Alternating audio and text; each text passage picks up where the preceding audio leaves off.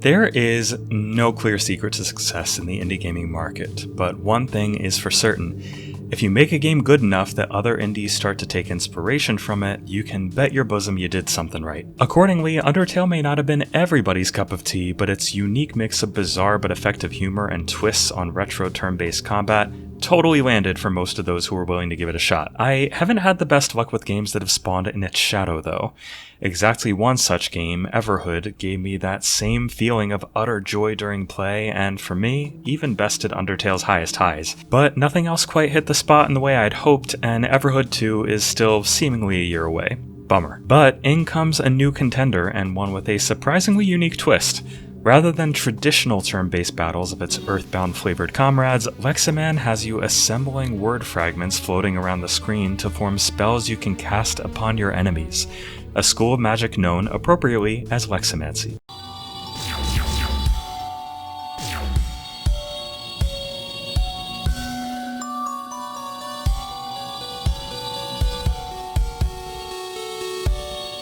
Maybe my words can cast a spell on you too and convince you to like this video, subscribe to the channel, and maybe check out our Patreon. You know, if you feel like it, no pressure. And don't forget to catch Gamer Ghoulfriend as they stream the latest indies on both Tuesdays and Thursdays each week. Leximan's silliness is immediately apparent as your self-named character, who I called Moogle for reasons still unknown, is enrolled in Academy Elementinia, otherwise known as totally not a riff on Hogwarts. And not long past your enrollment, you've caused such unfathomable chaos around the castle grounds from your totally unrestrained magical abilities that you're banished to the basement of the castle with the other student rejects. But after many years of your banishment, one day Academy Elementinia is attacked and only you, for some reason, can help. Sort of. The premise of Leximan is fun and has some great ideas and silly gags in its first couple hours of runtime, but in that time, something wasn't sitting quite right with me. Its tutorial battles outline the basics of its word-based combat, and as somebody who loves both word games and turn-based battle systems, I couldn't wait to see how the game evolved its ideas into something complex and compelling. Hopefully you can see where I'm going with this so the bad news doesn't hit quite as hard, but Leximan's unique combat system goes basically nowhere.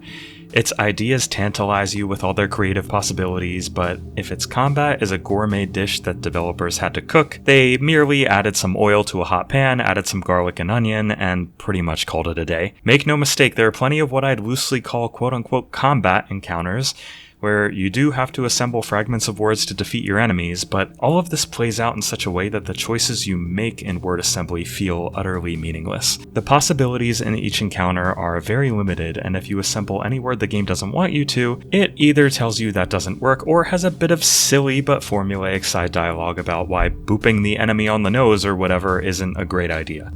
That's not to say there's only one path to victory every time, but the process of getting there feels like little more than a glorified dialogue tree, with the extra steps of tediously dragging the bits of the words into place. Accordingly, in most battles you can't actually die. You just keep trying to form words until you stumble upon the one the game wants you to. You can cast spells outside of combat to unlock new paths or secrets in the overworld too, but it's hardly the main draw and something I rarely found myself aching to play around with. At every turn, it felt like the game was trying to distract me from the fact that its central conceit was little more than smoke and mirrors, and sometimes that kind of worked. There are a wide variety of minigames in Leximan, from a clone of Vampire Survivors to an idle clicker to a riff on Frogger and even a whole turn-based JRPG section. But while some of them are passable, a lot of them are simply not. The Frogger game never let me lose, for example, even though I was hit by traffic several times.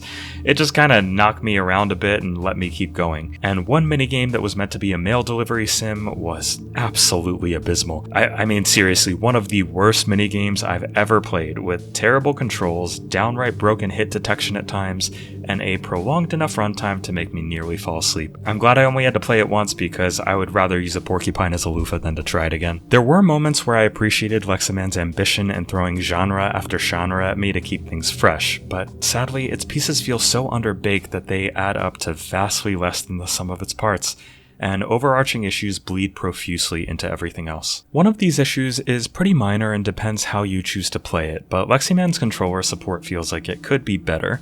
Every part of the game, even the main menu, uses a cursor you drag around the screen with an analog stick.